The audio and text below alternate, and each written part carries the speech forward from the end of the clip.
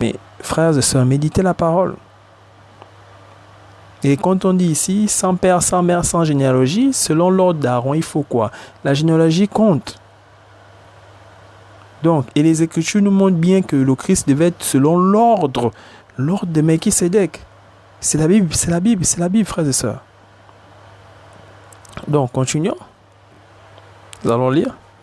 Versets 3, 4, 5, du même chapitre 5. Et c'est à cause de cette faiblesse qu'il doit offrir des sacrifices pour ses propres péchés comme pour ceux du peuple.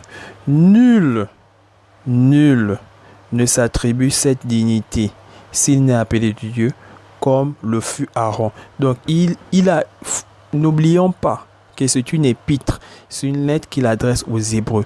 Et s'il adresse cette lettre aux Hébreux, c'est parce qu'il s'est rendu compte que les Hébreux ne comprennent pas ça.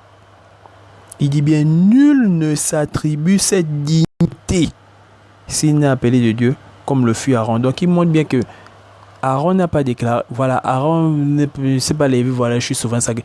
Il a reçu de Dieu. Et Christ ne s'est pas non plus attribué la gloire de devenir souverain sacrificateur, mais il la tient de celui qui lui a dit, tu es mon fils, je t'engendre aujourd'hui. Donc, il ramène encore un autre passage pour mieux faire comprendre à ses frères qui connaissent aussi la parole.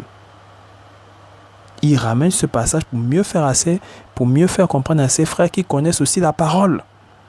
Donc lui connaît la parole, il sait que bon, s'il parle sans donner les Écritures, voilà, ils ne vont pas croire. Donc il est obligé de prendre les Écritures pour montrer que le Christ est aussi souverain sacrificateur. Mais pour eux, ils n'acceptent pas ça. Pour eux, un souverain sacrificateur doit descendre de telle tribu, doit descendre de cette famille. Mais il est en train de montrer les Écritures. Et il a même dit au chapitre 5 que voilà, vous êtes devenus lents à comprendre. Donc c'est là. Nul ne s'attribue cette dignité. Donc pour eux, pour les Juifs à qui il adresse, pour les Hébreux à qui il adresse ce message, voilà, c'est que voilà, vous voulez attribuer cela au Christ, voilà, ou le Christ est attribué cela. Non. Il dit bien, nul ne s'attribue cette dignité s'il n'est appelé de Dieu, comme le fut Aaron. Donc Dieu a reçu ça de Dieu. De même que, et Christ ne s'est pas non plus attribué la gloire de devenir souverain sacrificateur, mais il la tient de celui qui lui a dit, donc du Père, tu es mon fils, je t'engendre aujourd'hui. Nous avons déjà vu ce passage, mais nous allons encore revoir pour ceux qui n'ont pas, voilà. Donc, il fait comprendre aux Hébreux que le Christ n'a pas, voilà, c'est pas venu de lui, c'est le Père qui l'a établi souverain sacrificateur. De même qu'Aaron. Parce que pour eux, il n'y a qu'Aaron. Et il a montré que voilà, le Christ est supérieur à Moïse. Parce que pour un juif, Moïse, c'est voilà. Allez-y, faites des recherches, vous allez comprendre. Moïse occupe une grande place. Moïse occupe une grande place. Donc, il faut beaucoup méditer. Donc, nul ne s'attribue cette dignité s'il n'est appelé de Dieu comme le fait Aaron. Donc, Aaron ne s'est pas attribué, voilà. Et Christ ne sait pas non plus. Donc pour ceux qui vont croire que voilà, c'est le Christ qui a dit que moi je suis souverain. Non. Et Christ ne sait pas non plus attribuer la gloire de devenir souverain sacrificateur, mais il la tient de celui qui lui a dit, tu es mon fils, je t'engendre aujourd'hui. Donc il cite encore un passage pour mieux faire comprendre ce passage. Nous allons lire. Voilà, c'est Psaume chapitre 2, verset 7-8. Je publierai le décret. C'est un décret. L'Éternel m'a dit, tu es mon fils, je t'engendre aujourd'hui. Demande-moi, je te donnerai les nations pour héritage, les extrémités de la terre pour possession. Donc c'est ça. L'Éternel a publié un décret. Il dit bien, je publierai le décret, l'Éternel m'a dit. Donc bien qu'il a reçu le décret, il a été élevé au-dessus de ses égaux. C'est là. Et il veut faire comprendre, donc l'auteur de cette épître aux Hébreux veut faire comprendre simplement à ses frères qui n'arrivent pas à comprendre que voilà, il ne s'est pas attribué cette dignité. C'est de même Aaron ne s'est pas attribué cette dignité, il a reçu. Et de même que le Christ a reçu cela de celui qui lui a dit. Donc il est obligé de mettre il est obligé de donner ce passage donc de Psaume 2. Il sait quand même que Psaume 2, ils ont tous lu ça. Il sait ça, que ses frères hébreux connaissent le Psaume 2. C'est clair. Donc continuons. Hébreux chapitre 5, verset 6. Comme il est dit encore ailleurs, donc vous voyez bien que voilà, c'est eux, ils lisaient. C'est pas comme nous, on a verset 40, chapitre 2, chapitre 5, verset 18. Voilà. Comme, comme, il, comme il dit encore ailleurs, tu es sacrificateur pour toujours selon l'ordre de Melchisédek. C'est la parole. C'est la parole. Comme il dit encore ailleurs, tu es sacrificateur pour toujours selon l'ordre de Melchisédek. L'ordre, c'est quoi? Et quand on parle d'ordre, là, voilà, on parle de l'ordre. Donc, on peut dire l'ordre d'Aaron. On peut aussi dire l'ordre de Melchisédek. Donc, vous avez l'exemple. Il y a beaucoup d'ordres. Hein, en ce moment-là, voilà, sur Terre, là, il y a beaucoup d'ordres. Donc, je ne vais pas prendre exemple sur eux. Mais l'ordre, c'est quoi? L'ordre, c'est quoi? Donc, si on disait que Jésus était souverain sacrificateur selon l'ordre d'Aaron, on devait dire que Jésus, c'était Aaron. Vous avez dit que non, Jésus, c'est pas Aaron, parce que vous avez vu que, bon, Aaron, et voilà, vous connaissez un peu l'histoire d'Aaron. Mais comme vous ne connaissez pas l'histoire de Melchisédek, non, Jésus, c'était Melchisédek. Frères et sœurs, méditez beaucoup. Méditez beaucoup, frères et sœurs. Comme il dit encore ailleurs, tu es sacrificateur pour toujours selon. On n'a pas dit tu étais Melchisédek. On a dit selon l'ordre de Melchisédek. Cet ordre-là n'exige pas une généalogie.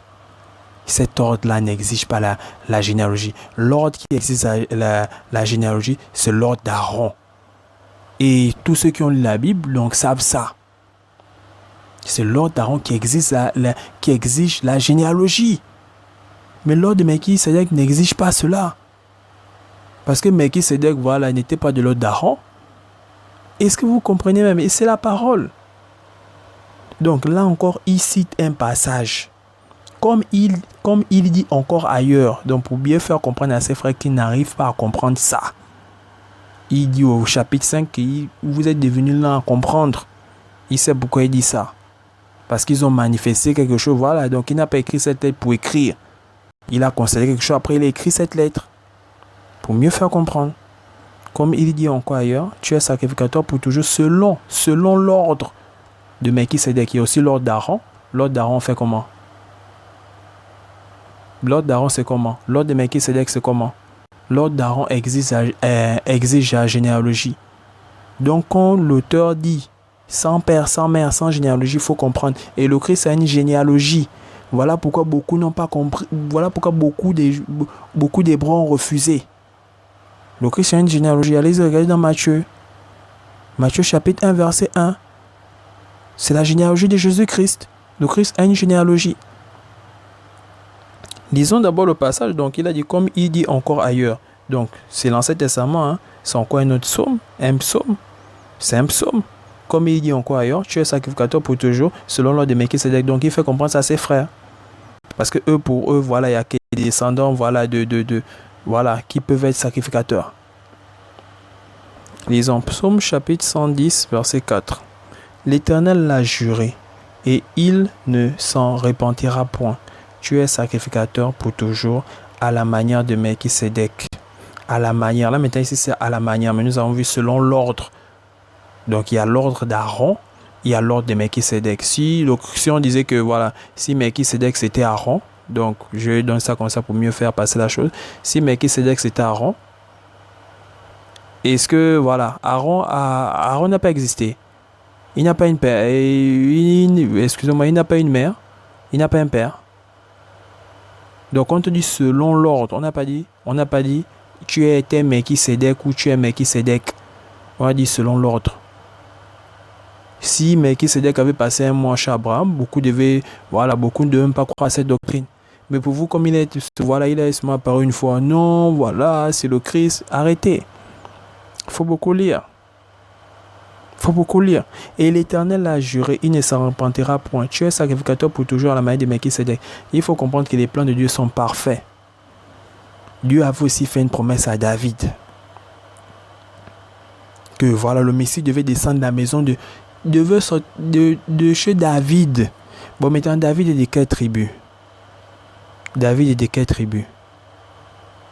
David est de quelle tribu? Et Dieu avait déjà établi, voilà, Aaron et tout, voilà, les descendants et tout.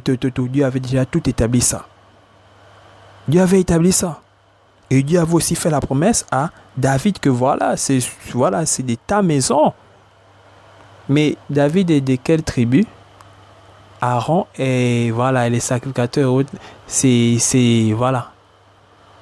Est-ce que vous comprenez, frères et sœurs? Donc, vous voyez bien, l'Éternel a juré, il ne se remportera point. Tu es sacrificateur pour toujours, à la manière de Melchisédek. À la manière de Melchisédek, nous avons vu, c'est selon l'ordre de Melchisédek. Donc, il y a l'ordre de Melchisédek et il y a l'ordre de Aaron. L'ordre d'Aaron exige la généalogie. Mais l'ordre de Melchisédek n'exige pas la généalogie. Donc, on te dit sans père, sans mère, là, c'est à cause de ça.